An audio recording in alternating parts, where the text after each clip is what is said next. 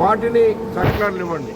ఏంటి సార్ గతంలో ప్రభుత్వం ఏర్పడ్డ లాభాలు తర్వాత మీరు బోర్డు మీటింగ్లో మాట్లాడడానికి ఏం జరిగింది? గతంలో అసలు ఈ లాభాల వాటా అనేది కోల్ ఇండియాలో లేదు, వేజ్ బోర్డు అగ్రిమెంట్ కాదు, ఇది వాస్తవమే. లేదా ఇతర ప్రభుత్వ రంగ పరిశ్రమల్లో కూడా లేదు. కానీ 1999లో ఆనాడు మేము 13 రోజులు స్ట్రైక్ చేశాం. ఎల్లందులో సర్ఫేస్ మైనర్ అనే యంత్రాన్ని పెట్టారు. ఇది అన్యాయం, ప్రైవేట్ వాడితో బొగ్గు తీయకూడదని మేము 13 రోజులు స్ట్రైక్ చేసినప్పుడు అప్పటి ముఖ్యమంత్రి చంద్రబాబు నాయుడు గారి దగ్గరికి మమ్మల్ని చర్చలకు పిలిచారు. మేము పోయిన తర్వాత ఆయన అన్నది ఏంటంటే, మీరు గుర్తింపు కార్మిక సంఘంగా ఉన్నారు, బాధ్యత లేకుండా మీరు సమ్మె చేస్తున్నారు, కంపెనీకి నష్టం వస్తుంది, ఈ నష్టాన్ని మీ కార్మికుల జీతం నుంచి కోస్తా అని మాట్లాడాడు.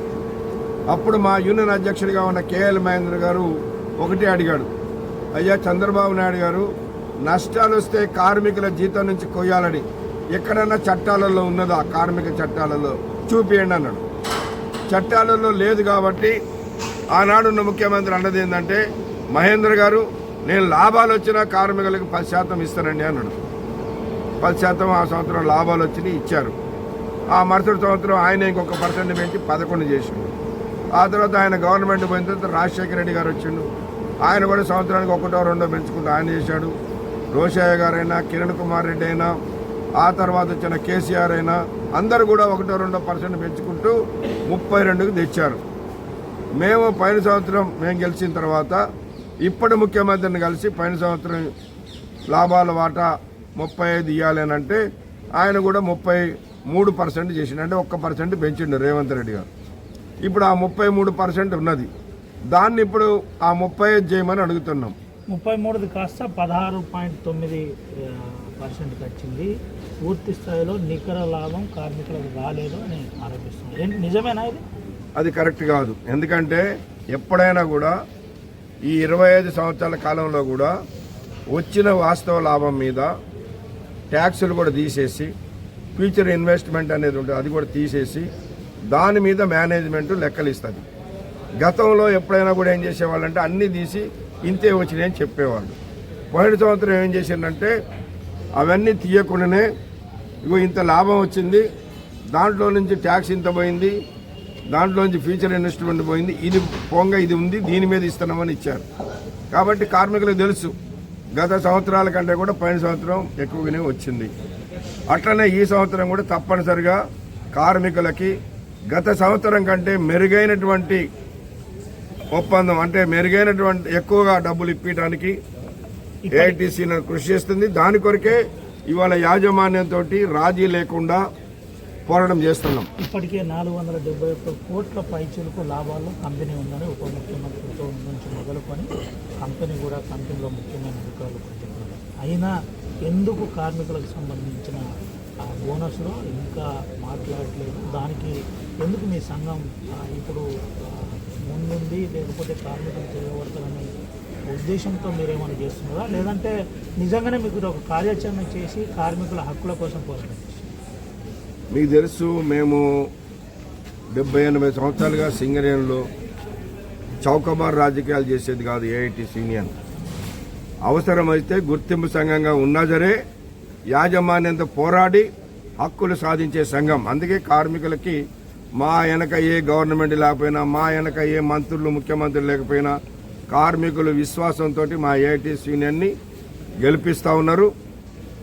మేము ఈనాడు యాజమాన్యం ఏదైనా ఇవాళ యాజమాన్యం ప్రభుత్వం కలిసి కుట్ర చేసి కార్మికులకి ద్రోహం చేయాలని తలపెడితే ఖబర్దార్ బిడ్డ అని చెప్పడానికే ఇవాళ 19వ తారీఖు నాడు సింగరేణి వ్యాప్తంగా అన్ని జనరల్ మేనేజర్ల ఆఫీసుని ముట్టడి చేస్తూ ఉన్నాం.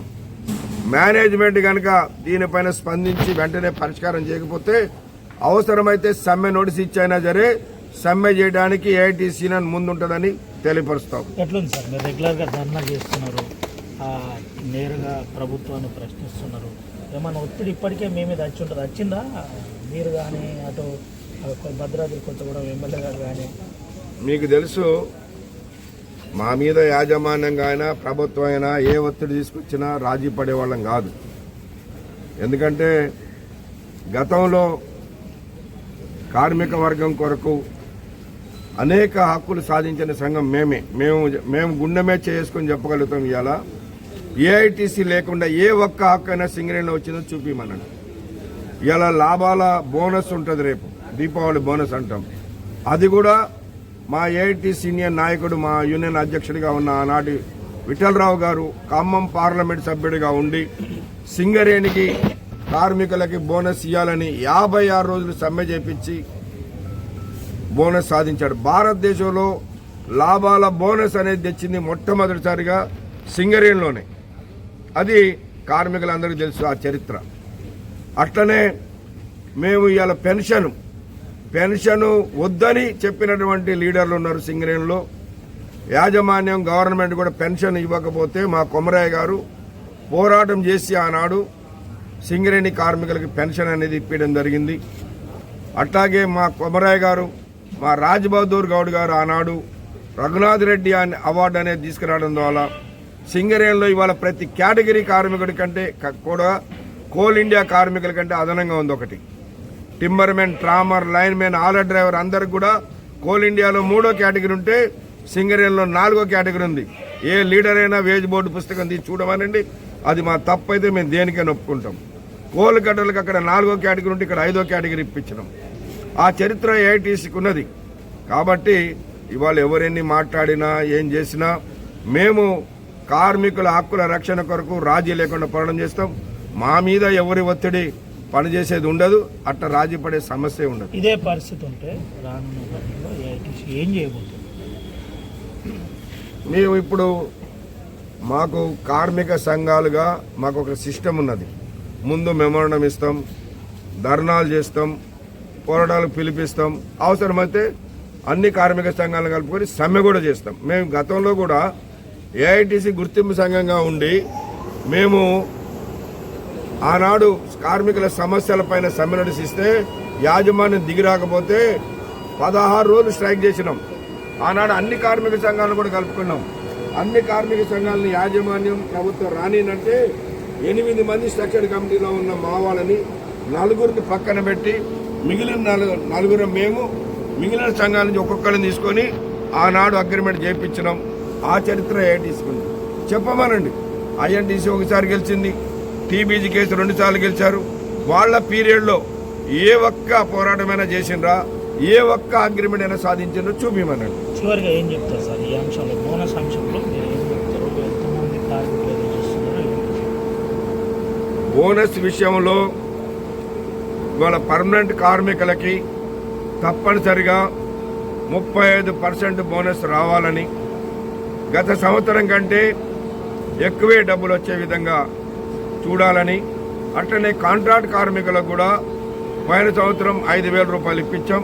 దాన్ని వాళ్ళ 10,000 రూపాయలు చేయమని కూడా మేము డిమాండ్ పెట్టాం. Right sir, thank you.